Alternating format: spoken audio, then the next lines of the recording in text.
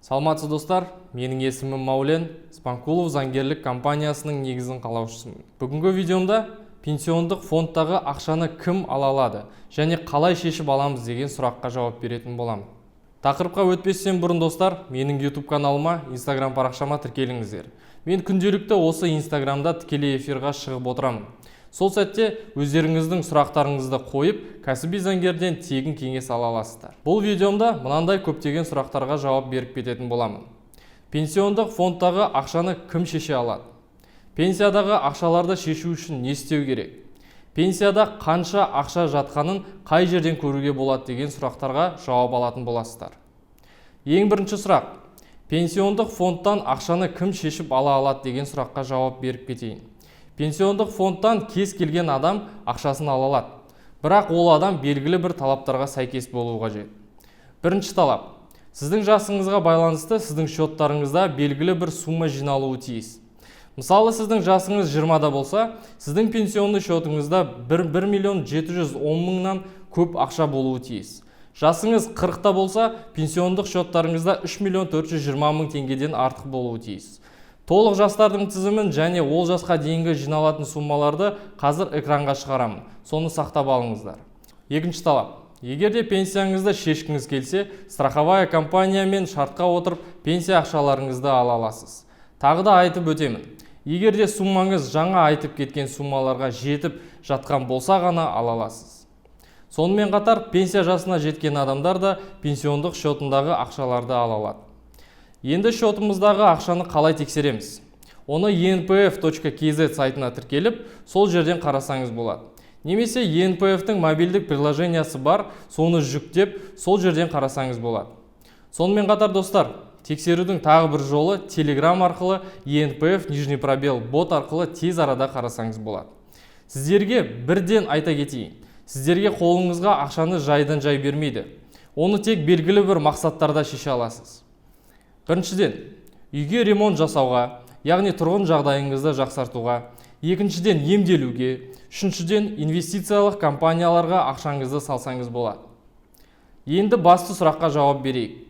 Осы пенсиядағы ақшаларды шешу үшін не істеу керек? Ең біріншіден, отбасы банкке пенсияңыздағы ақшаларды алу үшін хабарласу керек.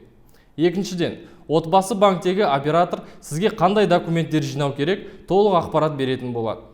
Сол документтерді жинап, операторға өткізгеннен кейін, отбасы банк операторы ENPF-қа хабарласып, сіздің данныйларыңызды жібереді. ENPF данныйларыңызды қабылдағаннан кейін, отбасы банк операторына 5 жұмыс күнде сіздің пенсияңыздағы ақшаларды жіберетін болады. Ал отбасы банк операторы кейін 1 жұмыс күнде сіздің ақшаларыңызды сіздің арнайы шоттарыңызға пенсия ақшаңызды жіберетін болады. Сонымен қатар достар, осы айтылып кеткен заттардың барлығы онлайн түрде отбасы банк сайтынан заявка тастау арқылы жасауға болады. Онлайн заявка жіберу үшін міндетті түрде сізде ЭЦП болуы қажет. Егер де сіздерге үйден шықпай онлайн заявка жіберу тиімді болса, біріншіден отбасы банк сайтына кіріп, тіркеліп, жеке кабинетіңізге кіріңіз. Сосын қандай мақсатпен пенсияңыздағы ақшаны құртқыңыз келеді, соны таңдау қажет. Кейін достар, отбасы банк операторлары қандай документтер керек дейді, сол документтерді сканировать етіп, тіркеу қажет болады. Осы документтердің барлығын тіркеп болған соң, ЭЦП-іңіз арқылы заявкаға қол қойып, заявканы жібересіз. Содан соң тек күту керек болады. Тағы бір маңызды айтып кететін жағдай: пенсияңызды шешсеңіз, сол шешілген ақшадан 10% налог төлеуіңіз керек болады. Налогты сразу емес, рассрочкамен 16 жылда төлесеңіз болады. Бұл заявкаларды осы жылдың 1 айдың ортасынан бастап, яғни 2021 жылдың қаңтар айының ортасынан жасауға болады. Достар, тағы бір керемет айтып кетер зат: пенсиондық отчисленияларды біріктіруге болады. Ол дегеніміз, сіздің отбасыңызда 2 немесе 3 адамдар жаңа айтып кеткен талаптарға сәйкес болсаңыздар, яғни жастарыңызға сәйкес пенсияңызда ақшаларыңыз болса, 2-3 жақын туыстар пенсиялық ақшаларыңызды біріктіруге құқықтарыңыз бар. Сөйтіп 2-3 адамның пенсияларын, жарты суммаларын үйді реттеуге, қалған суммаларды басқа жаққа құртуға болады.